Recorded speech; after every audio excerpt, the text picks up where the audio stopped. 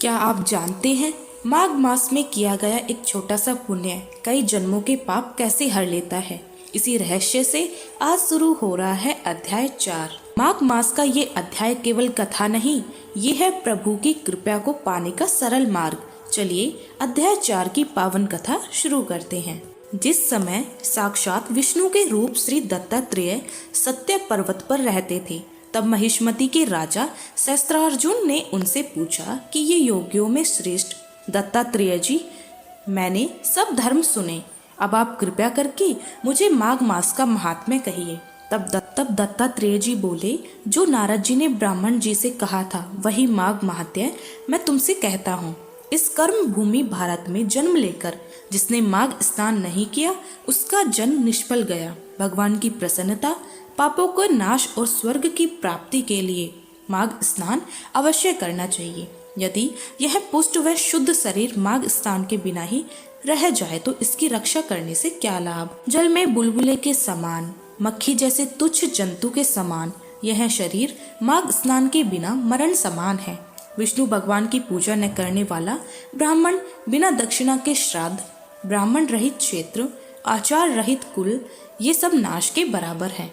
गर्व से धर्म का, क्रोध से तप का, गुरुजनों की सेवा न करने से स्त्री तथा ब्रह्मचारी, बिना जली अग्नि से हवन के और बिना साक्षी से मुक्ति का नाश हो जाता है।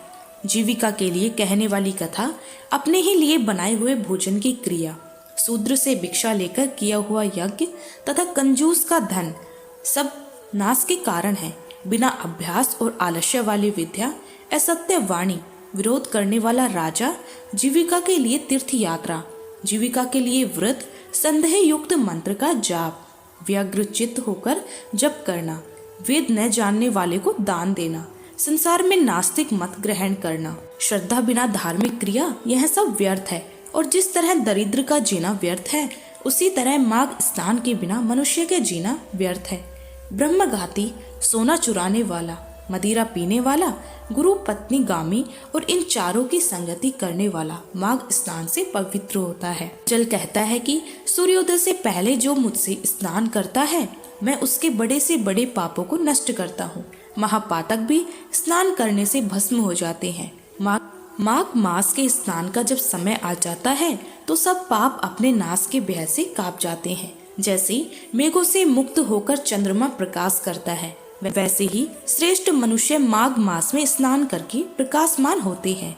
काया, वाचा, मनसा से किए हुए छोटे या बड़े, नए या पुराने, सभी पाप नष्ट हो जाते हैं। आलस्य में बिना जाने जो पाप किए हो वह भी नाश को प्राप्त होते हैं। जिस तरह जन्म जामांतर के अभ्यास से आध्यात्मिक ज्ञान की प्राप्ति होती है, उसी तरह जन्मांतर अभ्यास से ही माघ स्नान में मनुष्य की रुचि होती है। यह अपवित्र को पवित्र करने वाला बड़ा तप और संसार रूपी कीचड़ को धोने की पवित्र वस्तु है। हे राजन, जो मनोवांछित फल देने वाला माघ स्नान नहीं करते, वह सूर्य चंद्र के समान भोगों को कैसे भोग सकते हैं।